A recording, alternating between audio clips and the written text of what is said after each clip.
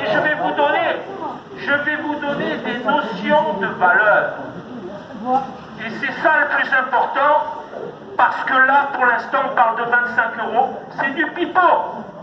25 € quand vous avez un studio qui est bien isolé. À une époque, quand c'était pas le tarif, je dirais, dérégulé, vous payez à peu près entre 45 et pour celui qui était le plus vieux dans Nice, 70 € par mois. Je parle d'un appartement dans le vieux Nice qui n'est pas climatisé et qu'on chauffe l'hiver, hein, ok? Je parle d'une mensualisation. Alors, aujourd'hui, ben écoutez, je vais vous dire, à l'époque, le térawatt était vendu à 42 € le térawatt. Le térawatt, si vous voulez, c'est la mesure de vente de l'électricité produite par les centrales d'EDF. 11 nouveaux fournisseurs, c'est 42. C'est passé à 49. C'est passé à 49. Et c'est bizarre. Je vais vous donner les prix à l'Union européenne. Et je vais vous donner le moins cher. Aujourd'hui, ceux qui payent le térawatt le moins cher, c'est les Espagnols. 182 €. Alors, on peut se poser des questions, mais c'est pas la France qui a le plus de centrales nucléaires. Eh oui. Alors attendez, c'est pas oui mais, c'est oui mais à l'intox. La France va payer 611 € sur les tarifs non régulés, évidemment. Hein? Ok. Alors, il y a quelque chose qui ne va pas. Je vais vous dire pourquoi. Parce que nous étions en 2019 les plus grands du monde. Mais oui. En 2019, EDF était le plus grand producteur d'électricité. Et qu'en 2021, nous avons été en excédent. Par voie de conséquence, si nous sommes en excédent, pourquoi payer quelque chose plus cher alors qu'on a un excédent? Vous avez compris, quand on a des patates, on ne va pas les jeter, on les vend moins cher. Alors aujourd'hui, on vous dit, on a des patates de côté, mais c'est pas pour vous finalement. Et ça, c'est moi qui vous le dis. Et ce sont les ingénieurs d'EDF qu'on écoute ou qu'on n'écoute pas, et qu'on cache. Et puis, je pense que le petit rouquin, il a été écarté. Vous voyez à qui je fais de référence? Parce que c'est un agent EDF. Il avait peut-être des choses à dire. Mais moi, je ne suis pas politique et je peux tout dire. Alors, je vous le dis. On fournit l'Angleterre.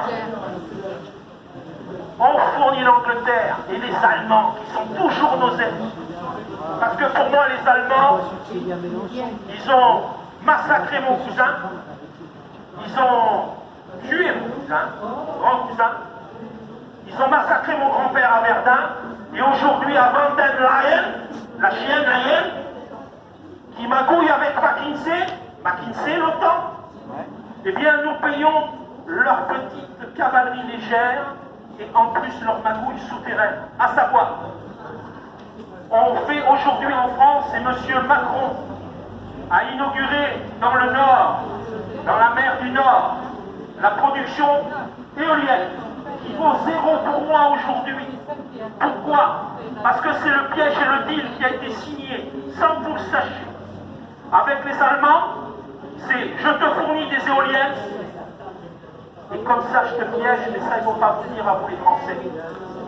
Ils nous ont piégés à travers l'Union européenne, et c'est pour ça qu'il faut sortir de l'Union européenne, parce qu'on est lié avec les Allemands au niveau de la production. Si vous ne me croyez pas, faites référence à votre mémoire du passé, il y a quelques années en arrière, je n'ai pas relevé l'année, l'Allemagne a été coupée d'électricité, il y avait eu un gros scandale parce qu'il fallait rénover un pont sur lequel il fallait couper l'électricité. C'est bizarre, l'électricité venait de France. Voilà. Alors, pourquoi? Parce que les Allemands sont les grands donneurs de leçons politiques, ce sont soi-disant des écologistes, des faux écologistes, parce qu'ils demandent aux Français de récupérer les anciens débris, leurs déchets radioactifs, que ce soit les Français qui les stockent chez eux, donc pas chez nous, pas chez eux, donc voyez le protectionnisme déjà.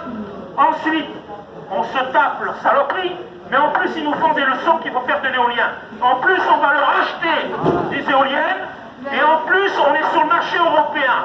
Alors, il faut savoir que le marché européen, il est sur la bourse européenne, que ce n'est même pas Bruxelles. Ce n'est pas Bruxelles qui gère le marché européen. Non, c'est une situation un peu bizarre. C'est dans le Nord. C'est dans le Nord qu'on gère ça. Et pour les yeux des Français, des Européens, c'est la société. Enfin, c'est pas la société, c'est la rente. Alors, le problème, c'est que pour calibrer leur compte, ils ont calibré le prix du kilowatt électrique sur le prix du gaz. C'est quand même bizarre ça, hein? Et bizarrement, on a une guerre avec l'Ukraine et bizarrement, on n'a plus de gaz. Tout est construit. Tout est construit pour déconstruire. C'est-à-dire que si les gens ne connaissaient pas la théorie du complot, effectivement, vous ne la connaissiez pas, mais aujourd'hui, c'est la stratégie. Une stratégie politique, économique et mondialiste. Alors, il faut savoir que la Chine et l'Inde rachètent du gaz à la Russie, nous le revend plus cher et on continue à racheter. Ça fait monter les prix, mais le seul problème, c'est que ça fait sortir de l'argent des poches des Français. Alors, je vais vous dire un petit peu ce qui se passe dans les pays. En Italie, par exemple, hein, on dit qu'en France, on est à 611. 611 le terawatt, alors que l'Espagne, 182.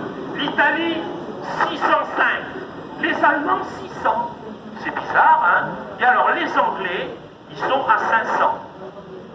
Et 636 parce qu'ils ont sorti l'Irlande du milieu. Vous avez la Grèce qui est à 605.